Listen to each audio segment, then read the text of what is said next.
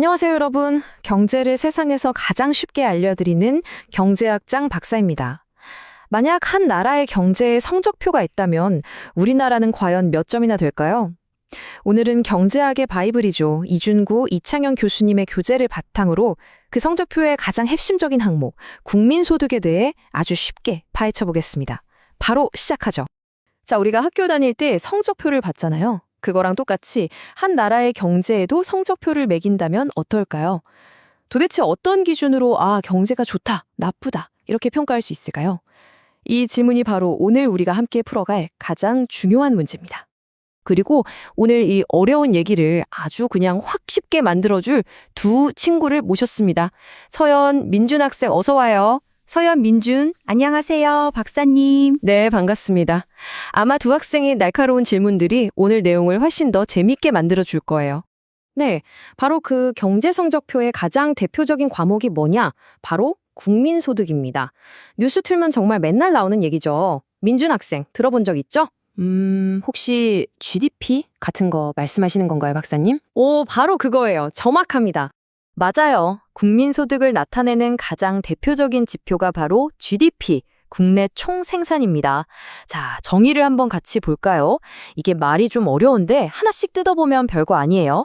한 나라 안에서 일정 기간 동안 생산된 모든 최종 재화와 서비스의 시장 가치.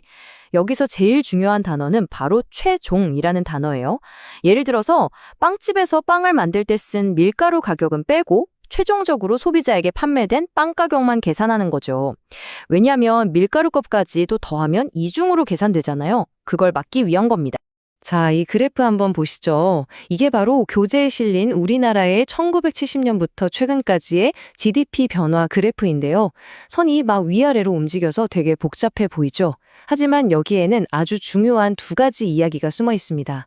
하나는 수십 년에 걸친 아주 거대한 흐름에 대한 이야기고요. 다른 하나는 그 흐름 속에서 나타나는 짧은 움직임에 대한 이야기입니다. 첫 번째 이야기는요, 바로 장기 성장입니다.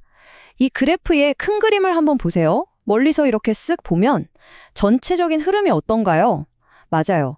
중간중간에 막 흔들리는 부분이 있긴 하지만 전체적으로는 꾸준히 오른쪽 위로 쭉 올라가고 있죠. 이게 바로 우리나라 경제가 지난 수십 년 동안 멈추지 않고 계속해서 성장해왔다는 아주 명백한 증거입니다. 아니, 그럼 이 성장이 얼마나 빠른 속도였는지 감이 잘 안 오시죠? 그래서 경제학자들이 진짜 마법 같은 계산법을 하나 만들어냈어요. 바로 70의 법칙이라는 건데요. 어떤 경제의 덩치가 2배가 되는데 걸리는 시간을 아주 쉽게 알려줍니다. 그냥 숫자 70을 연평균 성장률로 나누기만 하면 끝이에요. 정말 간단하죠? 자, 그럼 우리나라가 한창 성장하던 시기에 연평균 7%씩 성장했다고 한번 가정해 볼까요? 서연 학생, 70의 법칙을 써보면 경제 규모가 2배가 되는데 몇 년이 걸릴까요? 70 나누기 7이니까 딱 10년이요? 정답! 와, 10년? 이게 무슨 뜻이냐면요. 10년 만에 우리나라 경제 덩치가 2배로 커졌다는 거예요. 이게 얼마나 대단한 거냐면 만약에 연 2%씩 성장하는 선진국이라면요. 2배가 되는데 35년이나 걸립니다. 정말 어마어마한 속도였던 거죠. 자, 이제 두 번째 이야기로 넘어가 볼게요. 아까 그 큰 성장 흐름, 그 직선 주변을 한번 자세히 보세요. 실제 GDP를 나타내는 선이 그 주위를 막 구불구불 위아래로 춤을 추고 있죠. 바로 이 짧은 기간의 움직임, 이것을 우리는 경기 변동 또는 비즈니스 사이클이라고 부릅니다. 이 그림을 보시면 딱 이해가 되실 거예요. 가운데를 쭉 가로지르는 선이 아까 말한 장기적인 성장 추세라고 생각하시면 돼요. 실제 경제는 이 선 위로 올라가기도 하는데 이때를 우리가 호황이라고 부릅니다.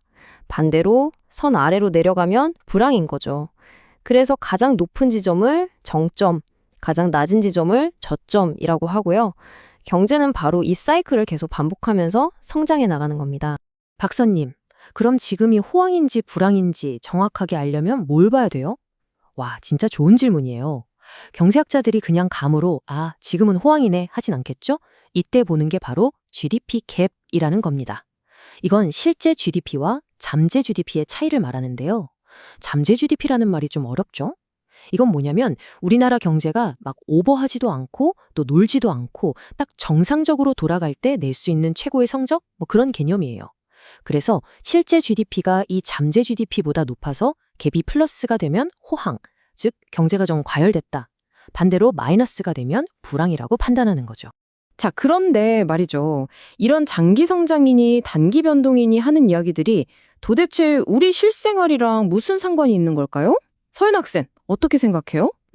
보통 경기가 안 좋으면 취업이 어렵다는 말들을 많이 하던데 혹시 그거랑 관련이 있나요? 네, 바로 그거예요.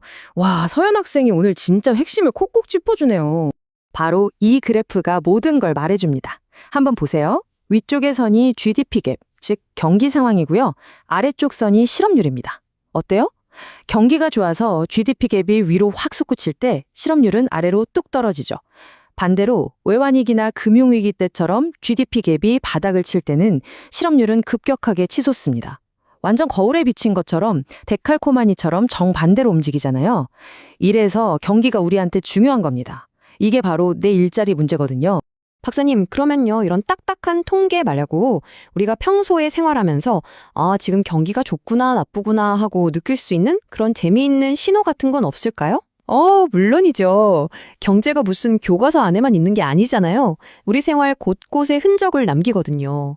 그래서 경제학자들이 이런 비공식적인 경기 지표들 찾아내는 걸 또 엄청 좋아해요. 예를 들면 진짜 유명한 립스틱 효과라는 게 있어요. 경기가 안 좋으면 사람들이 비싼 가방이나 옷은 못 사니까 대신 상대적으로 저렴한 립스틱 하나 사면서 기분 전환을 한다는 거예요. 그래서 불황에 오히려 립스틱 판매량이 늘어난대요. 또 허리띠를 졸라맬 때 가장 먼저 줄이는 것 중 하나가 속옷이라서 남성 속옷 지수가 경기를 보여준다는 말도 있고요. 심지어 불황일수록 사람들이 기분이라도 밝게 하려고 더 화려한 색깔의 옷을 찾는다는 연구도 있어요. 정말 흥미롭죠? 자, 오늘 정말 많은 얘기를 나눴는데요. 국민소득, 즉 GDP를 통해서 우리 경제의 두 가지 얼굴, 장기 성장과 단기 변동에 대해서 알아봤습니다. 이제 마지막으로 오늘 배운 내용, 핵심만 딱딱 짚고 넘어가겠습니다. 오늘 딱 세 가지만 기억하시면 됩니다. 첫째, GDP는 뭐다? 우리나라 경제의 종합 성적표다. 둘째, 우리 경제는 길게 보면 쭉 성장하지만 짧게 보면 오르락내리락, 즉 경기 순환을 겪는다. 그리고 마지막 셋째, 이 오르락내리락이 바로 우리 주머니, 특히 내 일자리와 아주 직접적인 관련이 있다는 것. 이 세 가지 잊지 마세요. 오늘 설명은 여기까지입니다. 근데요, 마지막으로 여러분께 질문 하나만 던지고 마치겠습니다. 우리는 보통 경제 성장하면 무조건 좋은 거라고 생각하잖아요. 그런데 과연 정말 그럴까요? 성장을 하는 동안 우리가 포기해야 했던 것들, 예를 들면 환경오염이나 소득 격차 같은 대가는 없는 걸까요? 이 질문에 대해 한번 깊이 생각해 보시는 시간을 가지셨으면 좋겠습니다. 오늘 함께 해준 서연, 민준 학생 너무 고마웠어요. 그리고 끝까지 시청해 주신 여러분 정말 감사합니다.